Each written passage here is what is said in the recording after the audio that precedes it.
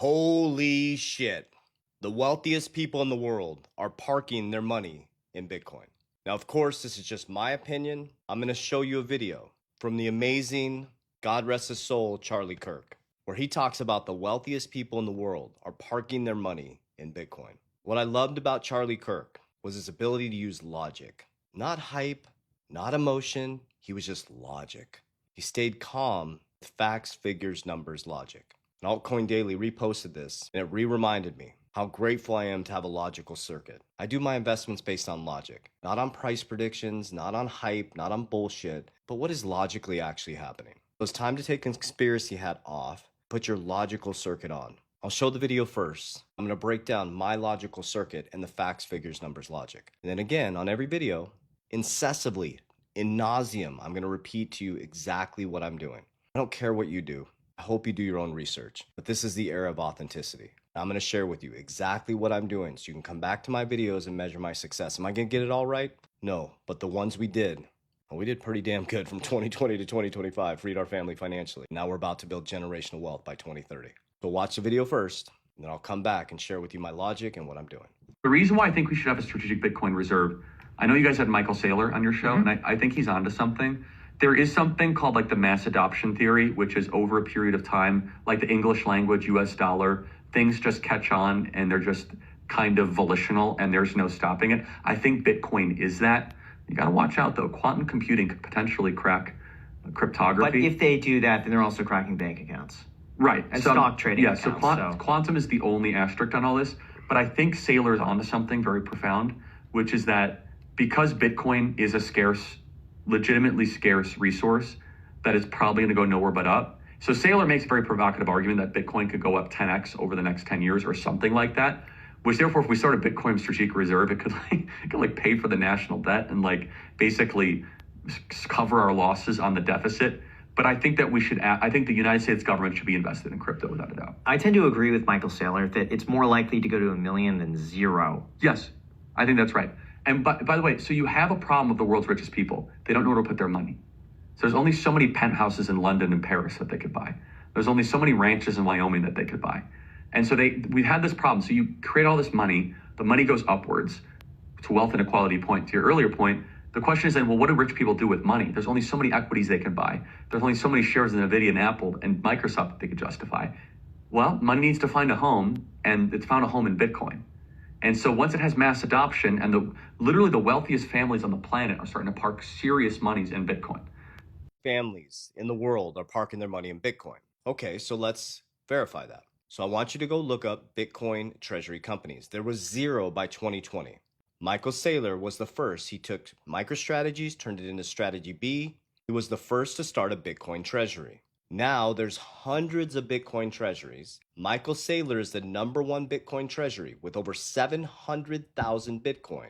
It's key to understand that Strategy B, BlackRock, is the #3 holder in Strategy B. Vanguard is in the top 3 holders in Strategy B, the largest Bitcoin company in the world. BlackRock is the #2 holder in Bitcoin through its IBIT BlackRock ETF. Bitcoin.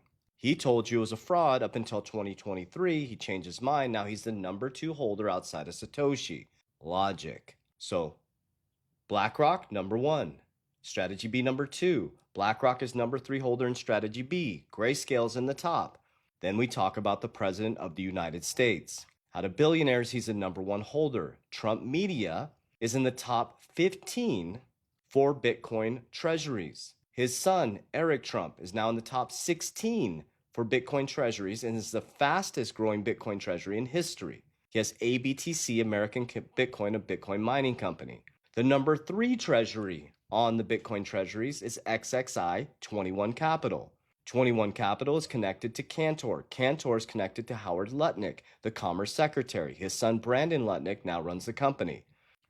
BlackRock, Larry Fink, just research, is now basically running the World Economic Forum. We're about to get the Clarity Act, which is going to give banks clarity on how to operate in cryptocurrency rails. It's no longer tinfoil hat, guys. It's here. It's real. And unfortunately, most financial advisors are still sitting on their hands and not researching and doing their fiduciary responsibility and finding out what the future monetary system is going to be.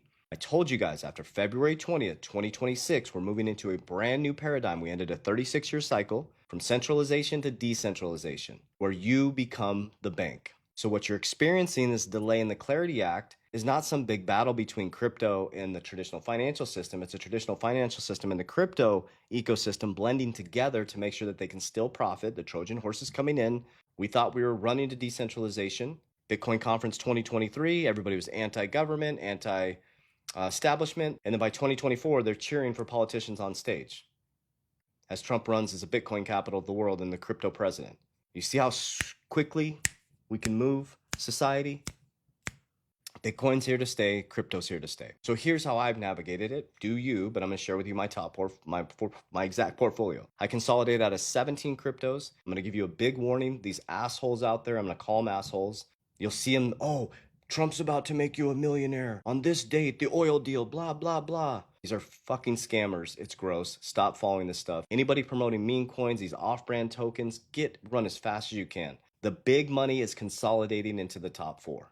Don't chase hype. Don't chase hopium. Those people are being paid to promote that. Be very careful. If you want to get rich quick or gamble, go to the casino, buy a lottery ticket. So I consolidated 17 cryptos up into my top 4. I'm not telling you what to do. This is what I did. You're seeing the elites are starting to consolidate into the top. So for me, my top 4 are XRP, 43% of my portfolio. Bitcoin is 40% of my portfolio. WLFI, that's my most speculative investment, but it's 4% of my portfolio. We have Solana is 3.7. I only have 7 cryptos now. To round it out, it's HBAR, XLM, and VeChain. Those drop off significantly in percentages. So the main part of my portfolio is XRP and Bitcoin. My stock side, XXI and American Bitcoin, ABTC. I hold a lot of cash value life insurance. That is my protection. Silver, precious metals. I like Berkshire. What I do is I'm not married to these cryptos. Only one I'm not selling is Bitcoin. That's my stability. Insurance is my stability. You need defense and offense. I'm not married to any of these cryptos, these altcoins. When they profit, I pull profits and I stuff it into stability because markets never always go up. So use logic, guys. It's time to start studying this stuff. It's time to ask yourself, do you really believe in the next 10 years, the monetary system is going to look the same? My son has a 3D printer. I haven't bought him a toy in 3 months. He literally comes out of his room with toys.